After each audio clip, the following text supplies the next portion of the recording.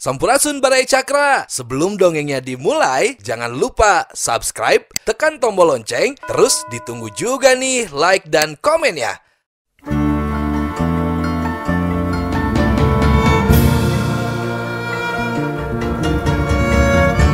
Baraya Cakra, parantos waktosna 80,5 FM Radio Cakra, midangkeun dongeng Sunda Dora-Dori.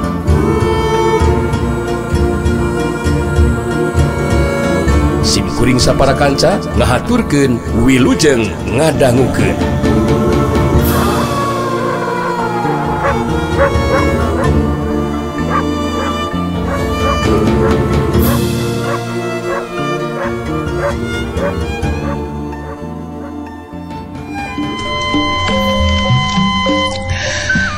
Dina hiji poe kadatangan tukang ngubaran lamun istilah zaman kiwari mah ahli herbal. Ceuk tukang ngubaran kasakit bah kune kawilang geus panapisan. Bisa cenah cager deui, tapi kudu diubaran ku hiji tutubuhan anu kawilang langka jeung hargana mahal. Harita oge dibere ubar ke saheulaan mah. Tete lah bahkune rada-rada panasna teu nyebret teuing. Ceuk tukang ubaran deui lamun geus aya duitna tepungan wae manehna kalemur bitung tempat maehna nganyrek. Nyimimi kacida bingungna sasat keur dahar oge sakitu seuseutna. Ayeuna katambahan kudu meuli ubar keur bapakna. Puguh wae matak pugag pilampaheun rentas pangharapan. Are kinjem ka tatangga sarua kayanna teu beda jauh jeung manehna. Lir ibarat pajengut-jengut jeung anu dugul, silih reweg jeung anu botak. Nepi ka hiji poe Mimi indit nepungan dulurna nyaeta Mang Jaed kalemur Cidamar. Ari Mang Jaed teh sasat adi bapana. Mun wikaya nama Mang Jaed teh kaasup calema aya najan teu kasebut beunghar oge. Marangan harita teh poe keur hujan. Tisu subuh hujan tereueuh kawas dicicikeun ti luhur langit we. Nyimimi indit ngiciprit ukura ditiung ku totopong. Bajuna ribeg lences ku ci hujan. Nyimimi leumpang lalaunan ku sabab jalan anu kasorang teh kacida laleueurna. Sababaraha kali ti seuleuh meh-mehan labuh. Nyimimi geus malire awakna anu jibrug. Terus we leumpang mapa jalan pakebonan. Nu aya dina pikiran Nyimimi bisa beunang duit keur ngubaran bapakna. Akhirna Nyimimi teu burung anjog ka lemur Cidamar, terus bae muru imah mangna nyaeta Mang Jaed. Sanggeus tepi terus we Nyimimi uluk salam. Di jero imah aya nu norojol hiji awewe tengah tuwu, tayalian eta teh Bimumun pamajikan Mang Jaed. Tenitah ka jero sumawona ngaku ka anak dulur. Bimumun gasi tumanya ka Nyimimi maksud jeung tujuanana pangdadatang ka imahna. Tetalangke Nyimimi nyaritakeun sagarupana kasub bapana nu keur nandangan kasakit. Tah kitu bibi. Mama nawian we mang sareng bibi gaduh artos. Abdi teh bade nyalang heula bi kanggo lalandong si Abah. Kitu pokna Nyimimi gadona norokto kabulusan. Mang mana teh keur subung geus 2 poe teu balik keur balanci kalambur. Heuh kalambur girang. Najan aya mang maneh oge da moal kabahanan. Sasat usahana teh keur ti iseu nyeta. Teguhan teu. Kitu ceuk Bimumun. Bubudian kurawed hasem mata tika nyerieun.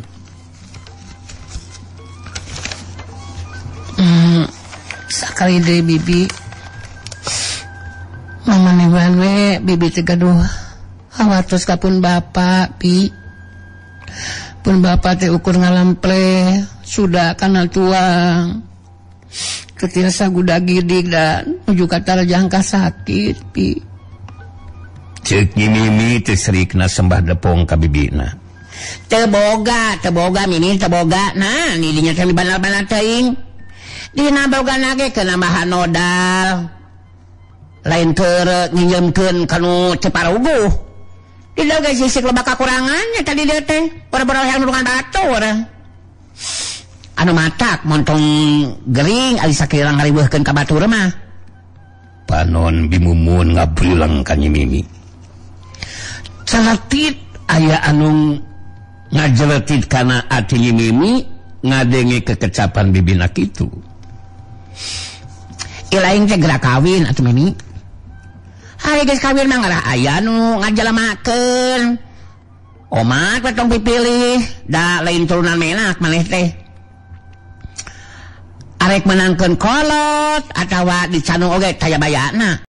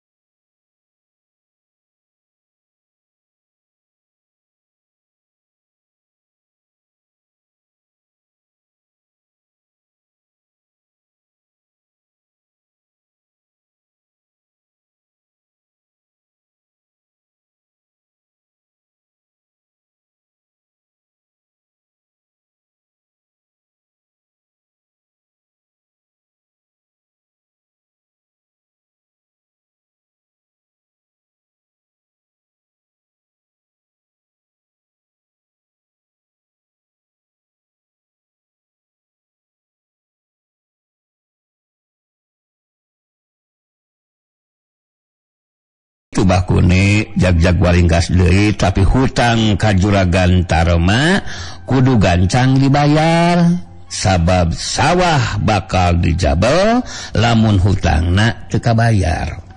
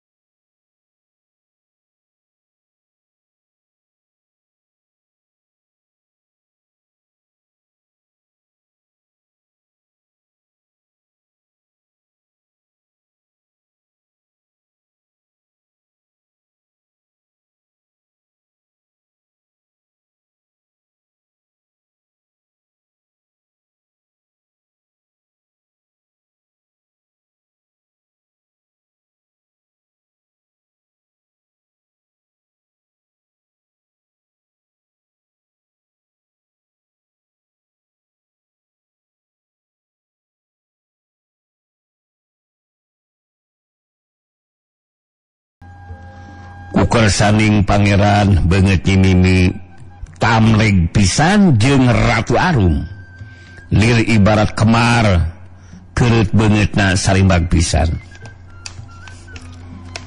minangka anu bedana teh dina pakulitan. Ratu Arum kacida bersihna bodasnya saselir kapas kangaranan anak Raja Jin geus tangtu miboga rupa geulis lir widadari. Ari Mimi kulitna hideung kulit hideung santen da sidik atuh mindeng kapentrang ku panon poe. Belenyeh we Ratu Arum seuri asa boga jalan keur nganteur ka hayangna. Gesela aing hayang jadi manusia. Ayeuna aya manusia anu sarimbag jeung diri aing. Ku aing bakal disilih ngaran aing bisa cicing di alam manusia. Kitu ceuk Ratu Arum ngagrendeng sorangan. Panon Ratu Arum terus we neuteup ka Nyi Mimi. Ari Nyi Mimi boleh dawe sare lantaran wanci geus kacila peutingna. Di awang-awang aya cahaya pating barasat. Ngurilingan lemur nagrak. Tayalian eta teh patih nagara Cakrabuana Raden Manggala dibarengan ku senopatina nyaeta Ki Gangaspati. Duanana kukulingan kenyangan Ratu Arum anu nganjang ka alam manusia. Raden Manggala menang panceng tirajana nyeta Prabu Sanghyang Wisesa pikeun mawa Ratu Arum ka nagarana. Kulantaran aya perkara anu kacida pentingna anu rek ditepikeun ka Ratu Arum tiramana. Beuh. Lah ka mana cenah Ratu Tolheor teh initna? Alah, kudu ka mana neanganana Gagaspati? Si Raden Manggala karasa cengkel ku polah anak rajana. Aduh, bingung gisim abdi oge Raden. Ratu Tolheor tara masih ibar samangsa lunta. Mata klieur milarianana Raden. Tembal Ki Gangas. Panonna rula teret mitenan kaayaan di lemur nagrak. Kocapkeun Ratu Arum. Manehna geus apal lamun patih Raden Manggala keur neneangan dirina. Kangaranan Ratu Jin, Ratu Arum geus tangtu boga pangawasa. Ratu Arum ngemat ilmu kasaktena ngan sakicep awak Nyi Mimi geus salin bajuna make baju Ratu Arum. Make kabaya koneng gurat emas. Sinjang lereng pulas kopi tutung salaka domas. Dina sirah Nyi Mimi aya makuta anu hurung ngagebur ditaretes ku batu permata. Belenye Ratu Arum imutna gelenyu. Ngan sakiciup Ratu Arum geus ngaleungit tidinya. Raden Manggala jeung senopatina Gangaspati terus we kukulingan yang Ratu Arum. Ari itu cahaya naon tangka ngagebur? Ceuk Raden Manggala bari nunjuk kana cahaya anu ngagebur. Langkung saya urang saketan we atuh Raden. Tembal Gangaspati. Dua makhluk jin lalaunan turun. Cek dua nana arentep dina suhunan imah bahune. Raden Manggala jeung senopatina Gangaspati arasup ka jero imah. Gebeg.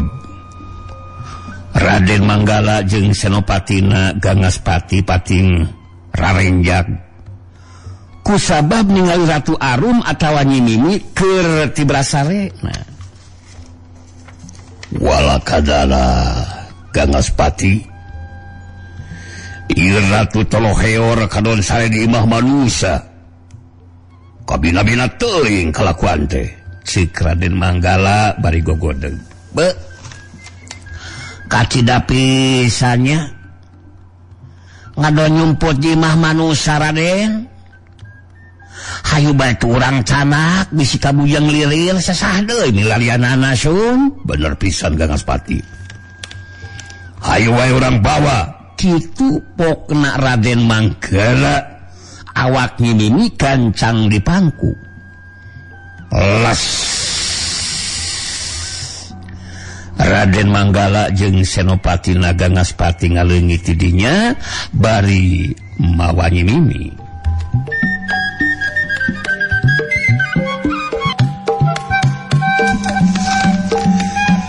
samangsa Raden Manggala jeung Gangaspati geus taya di dinya Ratu Arum gentak asup deui ka imah goledag we sare di kamar Nyimimi peuting geus lekasan mangsa beurang geus datang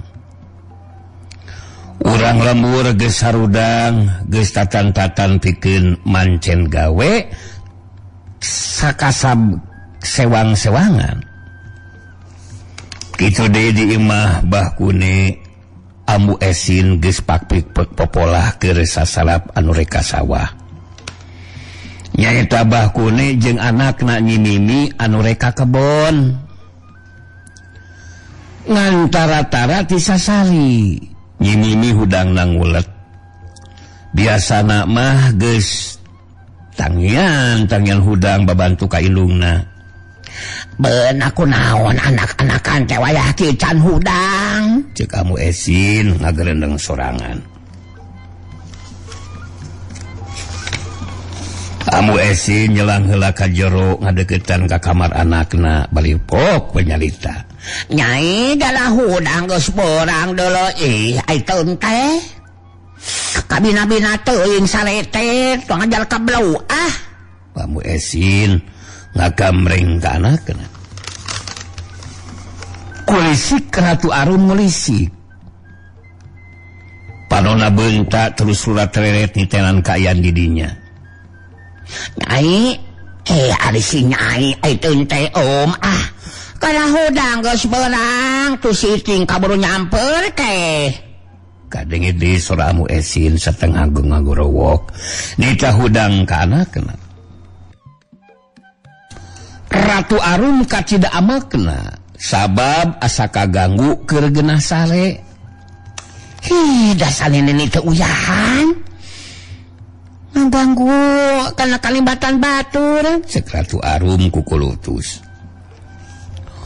puguh we Ambu Esin tangka ngaranjug ngadenge kekecapan Nyimimi saumurna kakare-kareda Nyimimi ngomong kasar kamu Esin Gusti nu agung eta babasan kalau jadi indung kabina-bina teuing ulah kitu anaking hade goreng ge amu teh indung hidap ai teh teh amu mah teu ngalatih kitu kalau jadi anak ceuk Ambu Esin ngageing kanu jadi anakna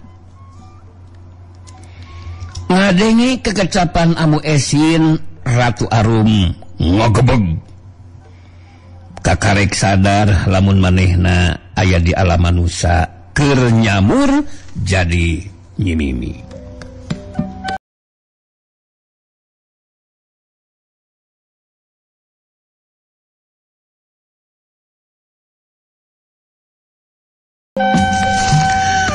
Ratu Arum genta kaluar ti kamarna empungan indungna aya naon Ambu atuh Ambu barang red ka anakna Ambu Esin tangka puncelik ari subutna calawa kawas anu katulah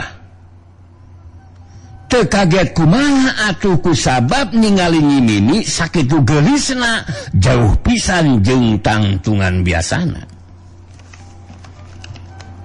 Ambu Esin gigisik kana panonna bisi bae salah paningali tapi anger cirim Nyimimi terobah Amu kunaon kawas tingali lili wali Amu ceuk Ratu Arum bari ngaleos ka pawon Amu Esin tewasa cacarita ukur nutur ku paneuteup kanu indit ka pawon. Amu Esin lempang lalaunan ka pawon. Sirahna ngalo tina lawang ngidikeun ka anakna nu keur diuk dina jojodog. Tetela tangtungan Nyi Mimi henteu robah anger wae mibana rupa anu mencrang geulis ka bina-bina. Tobat Gustin atos nuang naon ya pun anak teh dugi ka janten geulis leuwih bidadari palang siang pahileujeng anak kunti nya kitu grentesna hate Amu Esin anu sapada harita.